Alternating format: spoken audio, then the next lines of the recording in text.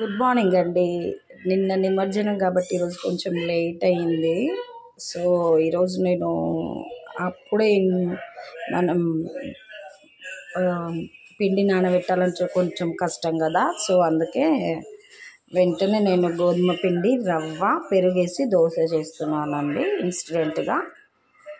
So చూడండి, actually నేను కలిపేటప్పుడు వీడియో తీయలేదు. సో అది నెక్స్ట్ వీడియోలో చేస్తాను.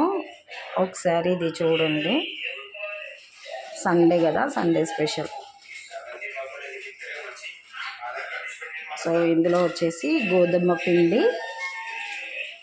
పిండి 2 కప్స్ అండ్ ఒక హాఫ్ కప్పు రవ్వ, 1 కప్పు పెరుగు, 1 కప్పు వాటర్.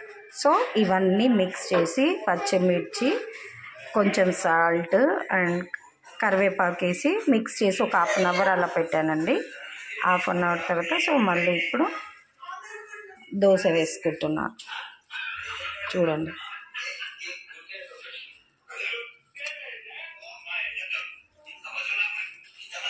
చూసారా చాలా క్రిస్పీగా వచ్చింది, కలర్ మెత్తగా. చూడండి ఎంత మెత్తగా ఉందో. బట్ ఇది కొంచెం సిమ్లో పెట్టుకొని చేసుకోవాలి, ఎందుకంటే మనం హైలో పెట్టుకుంటే అది లోపల ఉడకకుండా బయటనే ఉడుకుతుంది. అలా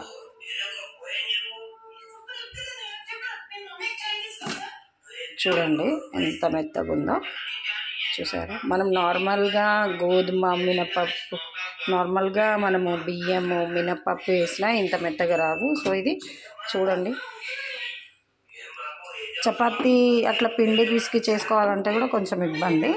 బట్ అలా కాకుండా మనం ఇలా కూడా చేసుకోవచ్చు. వాటర్ వేసి లైట్గా సాల్ట్ వేసి కూడా ఇలా మిక్స్ పెట్టి చేసుకోవచ్చు.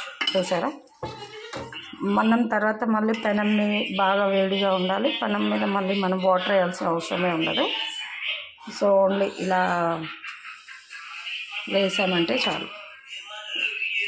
అంటే బట్ ఇది దోశ పిండిలా కాకుండా లైట్గా స్ప్రెడ్ చేసుకోవాలి, ఎందుకంటే ఇది దోశ పిండిలాగా ఇలా అవుతుంది. ఇలా కాకుండా నార్మల్గా స్ప్రెడ్ చేసుకోవాలి.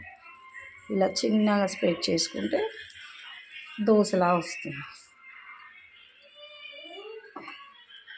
చూసారా, సో మళ్ళీ దీనికి మనం ఆయిల్ పోయాల్సిన అవసరం లేదు, వితౌట్ ఆయిల్. చూడండి, లైట్గా సిమ్లో పెట్టండి, ఒక 2 సెకండ్స్, అదే అయిపోతుంది. పెనం అనేది వేడిగా ఉంటే మనం ఎంత సిమ్లో పెట్టినా దోశ తొందరగా రెడీ అవుతుంది.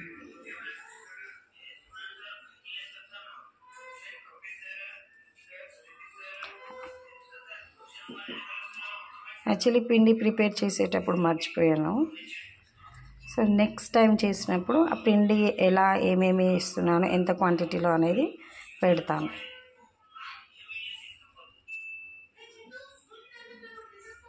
చూసారా,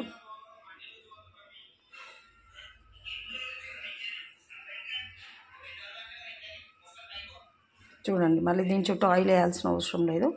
సో అది కాలిపోయింది. చూడండి ఎంత ఈజీగా వస్తుందో. నేను ఆయిల్ కూడా ఏం పోయలేదు, ఓన్లీ పిండి వేసాను, స్విమ్లో పెట్టాను, మళ్ళీ హైలో పెట్టాను. చూసారా, అంతే.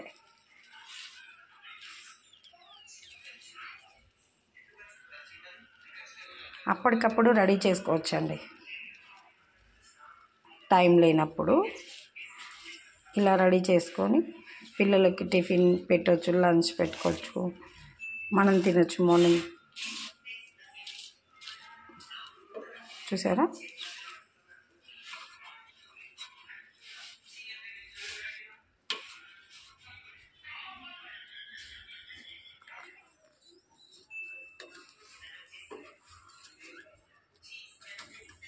చూడండి ఎంత బాగా అయిందో.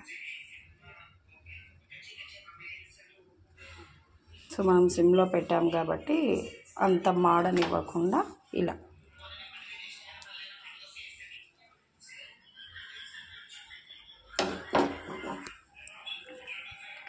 మళ్ళీ నెక్స్ట్ వీడియో చేసేటప్పుడు పిండి ఎలా కలపాలి ఏందనేది క్వాంటిటీతో చూపిస్తానండి.